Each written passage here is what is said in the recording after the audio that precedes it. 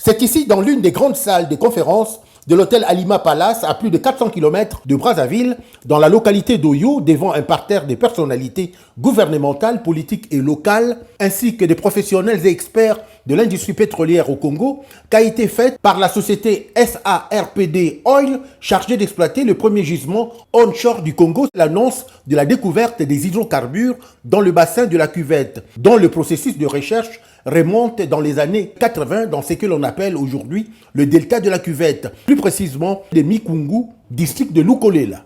Ce projet du champ pétrolier de Mikungu, dont les caractéristiques du gisement et le niveau actuel des travaux déjà réalisés ont été présentés au public, est d'une superficie totale de 9 392 km².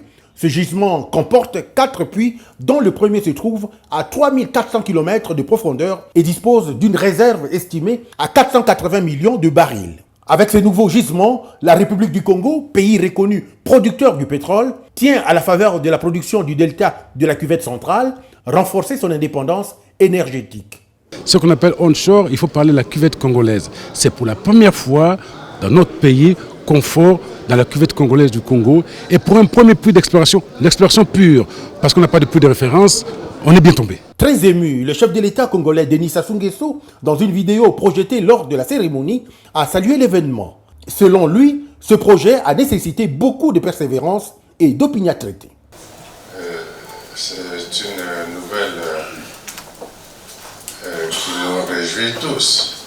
Le pétrole ne se trouve pas qu'en mer, et se trouve aussi en onshore.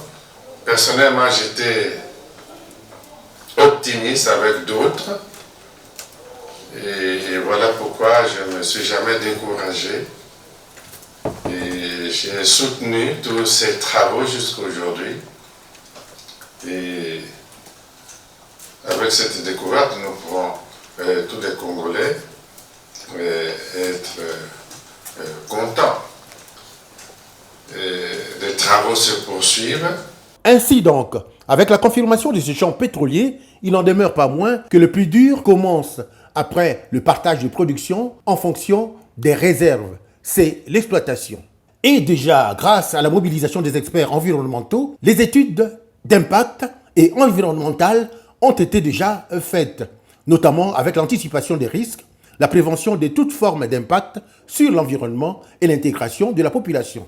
Et ce premier puits pourra rapporter en moyenne au Congo-Brazzaville, dans 10 ans, plus de 10,5 milliards de dollars.